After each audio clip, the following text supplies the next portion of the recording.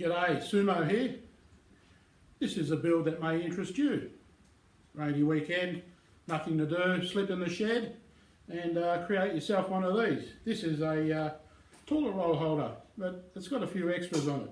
Not only have you got your toilet roll accessible, also got a little bit of space to put in your favourite magazine, spare toilet roll holders, and a place to mount your favourite device. So not only can you now sit on the throne and anticipate what your next build is, you may also get a good education and look up what you need to know. So let's go and make it.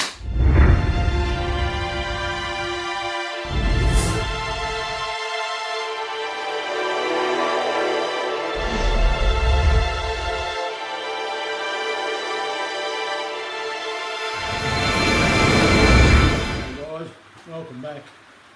On this week's show, we're going to build what we jokingly refer to in Australia as a Dunny roll holder.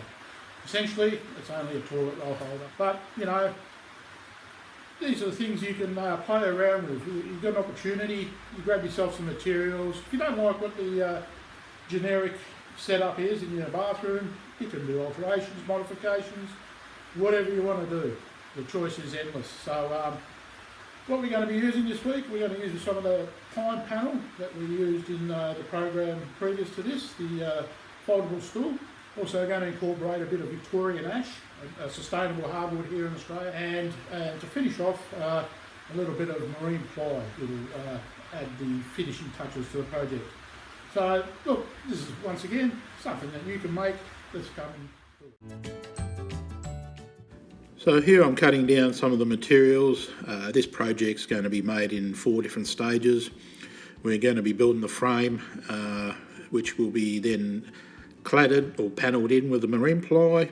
Also going to make the base out of Tasmanian oak, as well as the top out of Tasmanian oak, and then will come the assembly.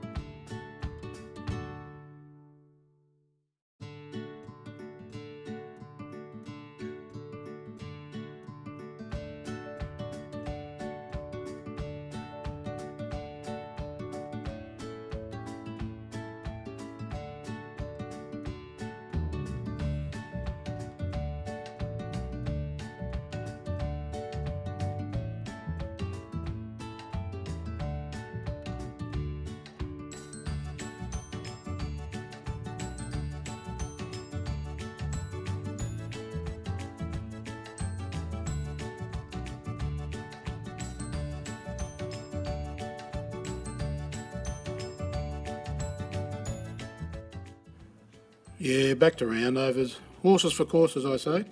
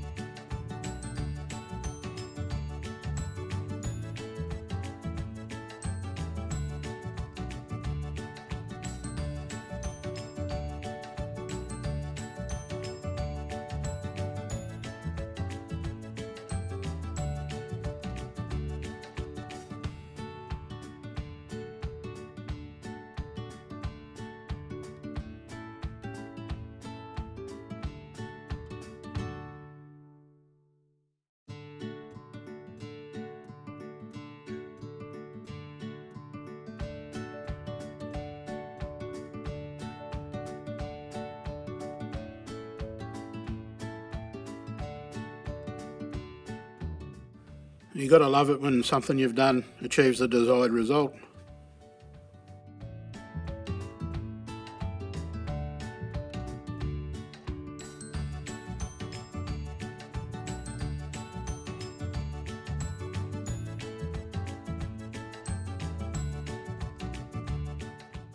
So all your sizings and measurements are dictated by the size of your bathroom, the layout, and it's just a good thing to take in a pen and pad, measuring tape, and measure it to suit accordingly to your home.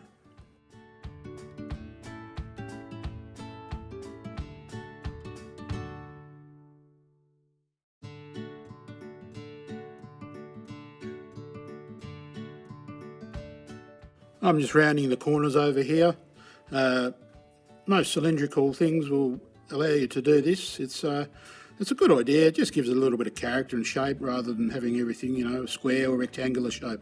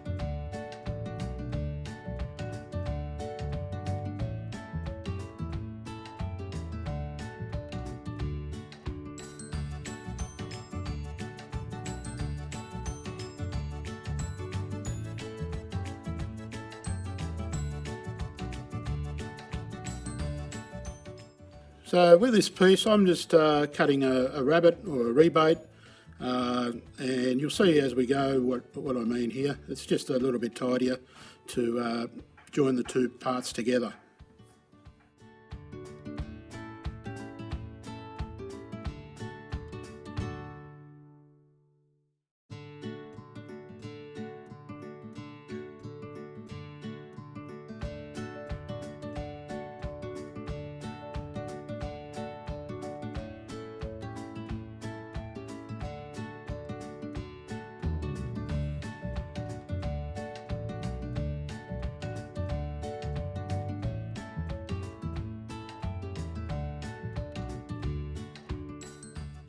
So I don't have a dado set for my table saw, so I made this little jig up. It's basically does the same job, cuts a little groove, a slot, whatever is required.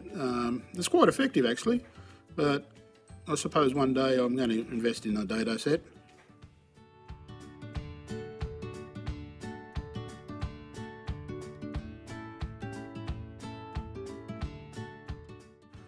Yeah, so initially I was going to attach the centre section of the build to the base and the top using pocket holes screws, and I realised I was a little bit confined for space, but I did drill into the holders for the toilet roll holders, and yeah, you'll see at the end of the video how effective they are.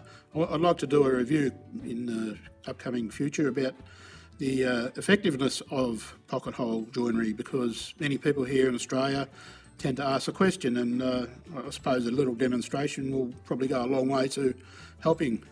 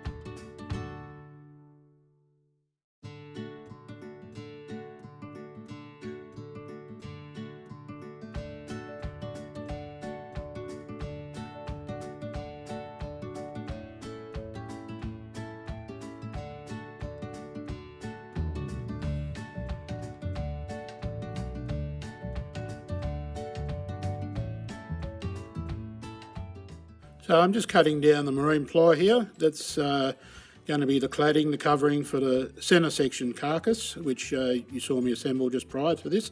Yeah, marine ply, good stuff to work with.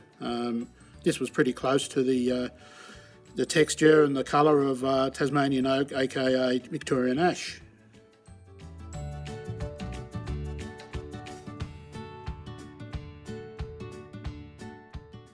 Yeah, so as I was mentioning before, probably the cheats way out here because, as I mentioned, the pocket hole assembly side of it was going to be a little bit too difficult, so just pre-drilling here and putting in some screws. You won't notice them, they're underneath.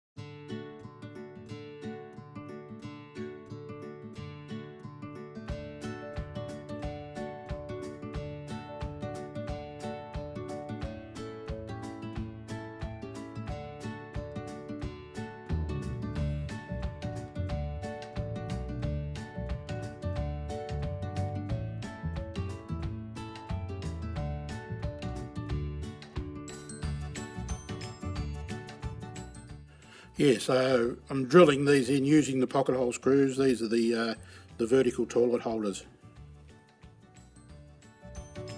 So once again, thank you very much for viewing this video. If you liked it, please give it a thumbs up and also subscribe. And if you wish to leave a message about today's project, please do so in the comments section. You may have some advice to offer me. It's all much appreciated. Coming up next week, throughout the week, I'm going to try to put out a video. I've got a lot of people to thank, and I think it's about time I started mentioning those people.